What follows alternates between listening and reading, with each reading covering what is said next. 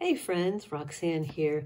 Yesterday I was teaching up at Trailwood, the Edwin Way Teal Memorial Sanctuary in Hampton, Connecticut. That is part of the Audubon properties. Anyway, it was beautiful outside. There's some color in the trees. I had a chance to get in two little sketches. I divided the page in my Perpetual Nature Journal and got a sketch down at the pond with Nellie's summer house, and there's this incredible cedar tree that's gone all yellow and the leaves are down off of everything else. And then there's some beautiful these rosy pink bushes in the understory of the woods there. And then I did have a chance to get a sketch of the house before I left, and this wonderful catalpa tree still has a little bit of yellow on there. They said it was still full of leaves yesterday or Friday, and then the wind took a lot of it out. But anyway, what is a Perpetual Nature Journal?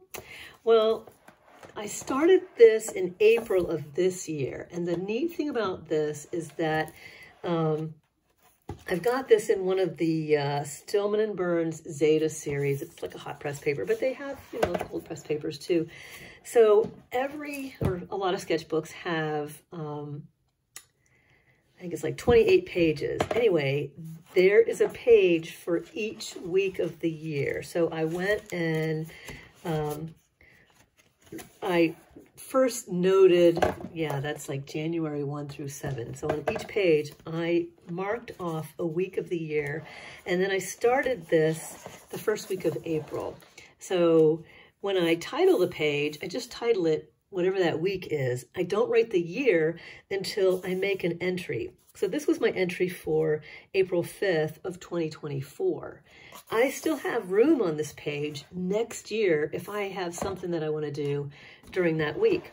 The other thing, like this year, I wanted to make note of the eclipse. I thought that was pretty cool. So later when next year, if I have something that I want to enter for this week, I still have room to fit. And I made this little pouch that I could stow those little funky viewing glasses. Anyway, so you can see some weeks I've got some really fun entries in here. Some were when I was teaching, some were in my garden, some are just loosely done, quickly done. This one was from Italy. I found a porcupine quill, and man, I wanted to make sure I had that in there because it was just kind of weird and unusual.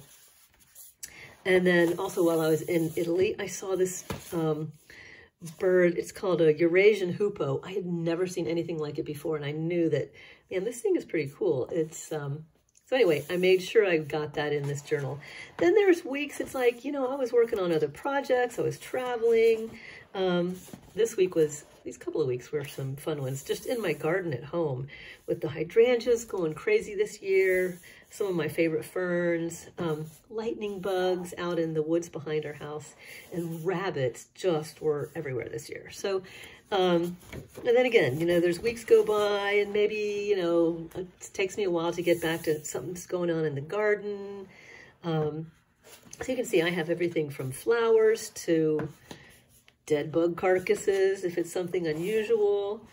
Let's see, my dahlias bloomed. I've been picking up these little acorns on my walks. That was September.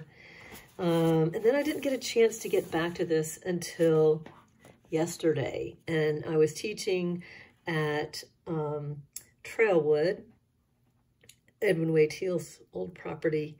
And oh man, it was just a gorgeous day. So it felt good to get outside, painting plein air, get some, landscape sketches in my book. I've been working on some indoor projects lately, so this was a real treat. And, next year, I filled this whole page pretty much. So this, October 21 through 27 is going to be filled. So maybe that week I'll just give myself off. And unless, maybe I could sneak something in the margins, or maybe carve something out of this page. Who knows? I'll worry worry about it next year. Then I still have lots of space to fill through the end of the year. And then the very last page ends up December 27th through 31st. And, you know, when I get ready to write my title page, I have kind of a favorite font style that I like to use for sketchbook style things.